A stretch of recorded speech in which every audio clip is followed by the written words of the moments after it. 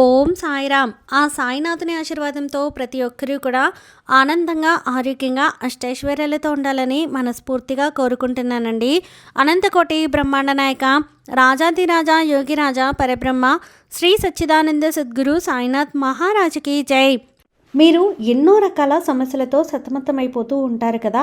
ఎన్ని చోట్ల వెతికినా, ఎక్కడ ఎవరిని అడిగినా కూడా కొన్ని సమస్యలకి పరిష్కారం అనేది మనకి అస్సలు లభించదు.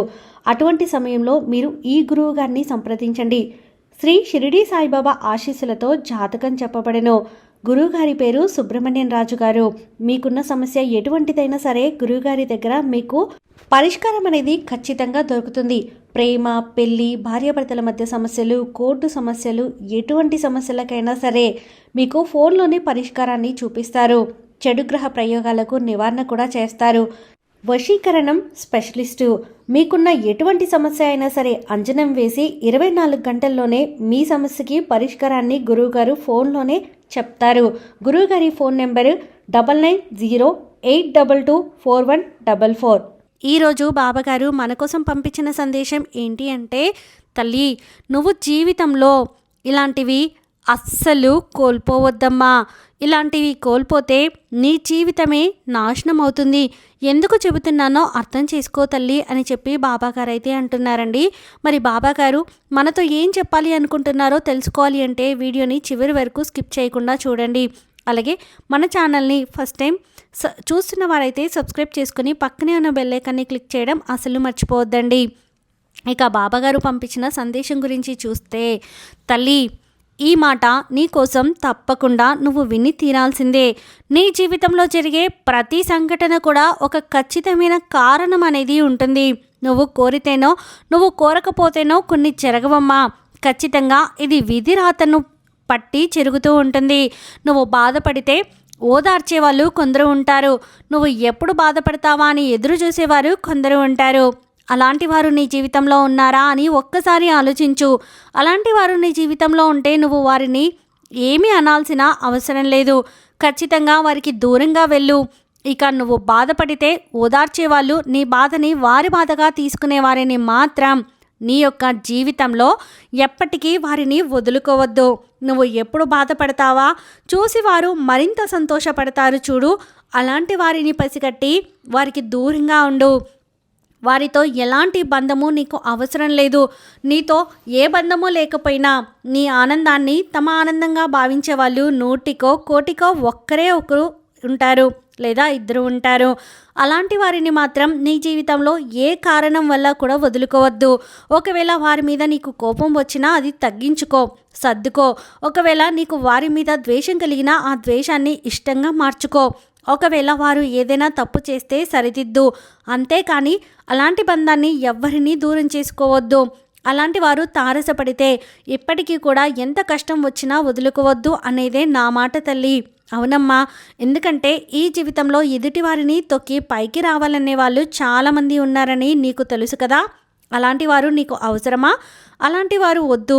అలాంటి వారి మధ్యలో కూడా నీకు నీ మంచి, నీ సుఖం కోరేవాళ్ళు నీ జీవితంలో ఖచ్చితంగా వస్తారు, రప్పిస్తాను. ఎందుకంటే నువ్వు ఎప్పుడు బాధపడుతూ ఉంటే నేను ఓదార్చేవారు ఈ సాయి రూపంలో ఎవరో ఒకరు వస్తారని నీకు తెలియచేయడానికే ఈ మాట చెప్పాను.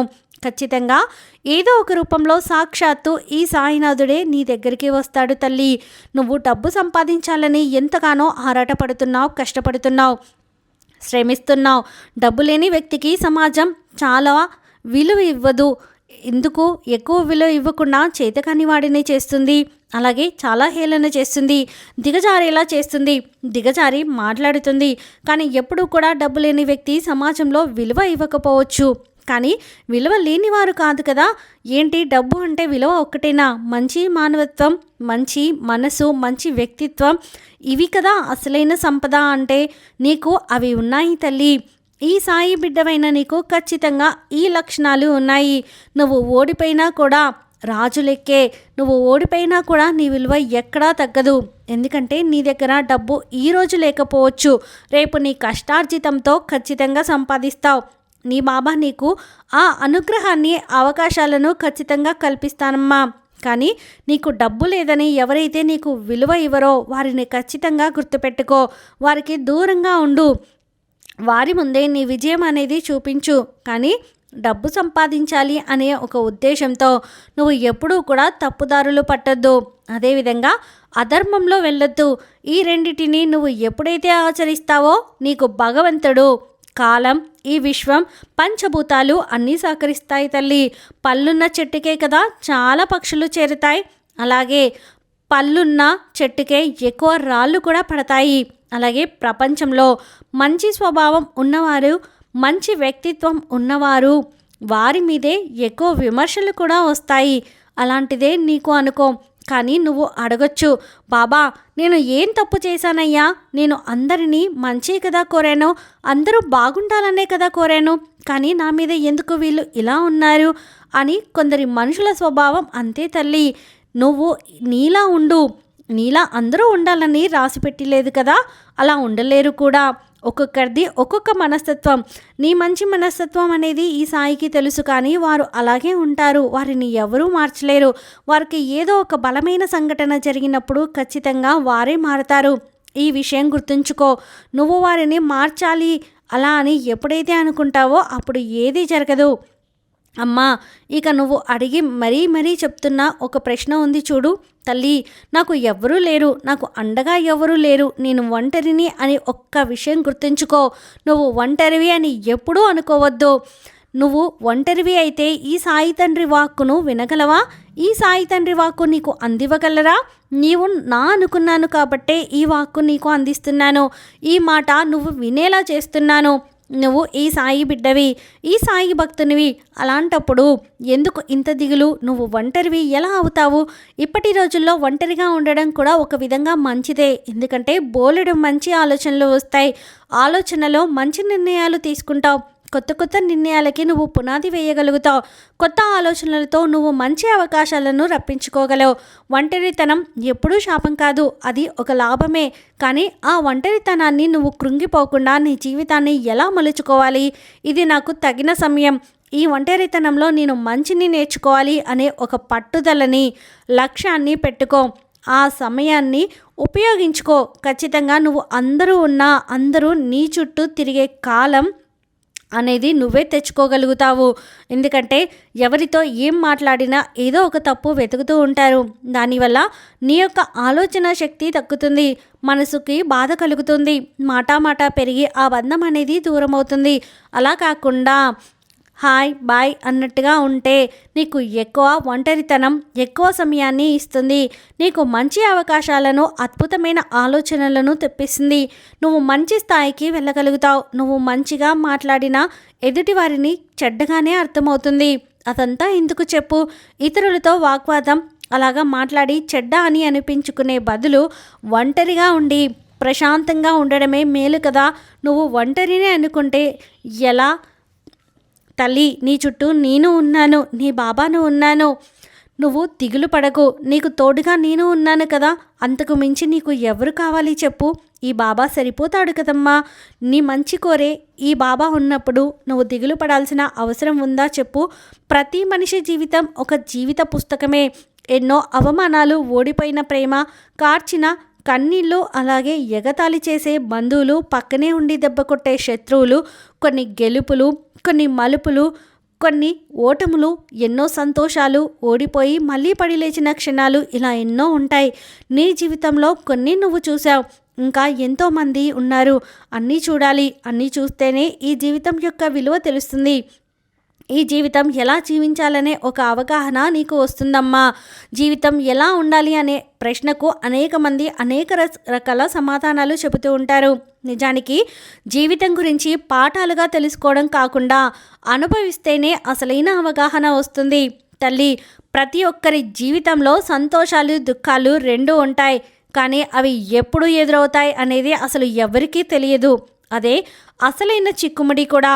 ఆ చిక్కుముడి ముందే నీకు తెలిస్తే జీవితం ఎంత ఆసక్తికరంగా ఉండదు.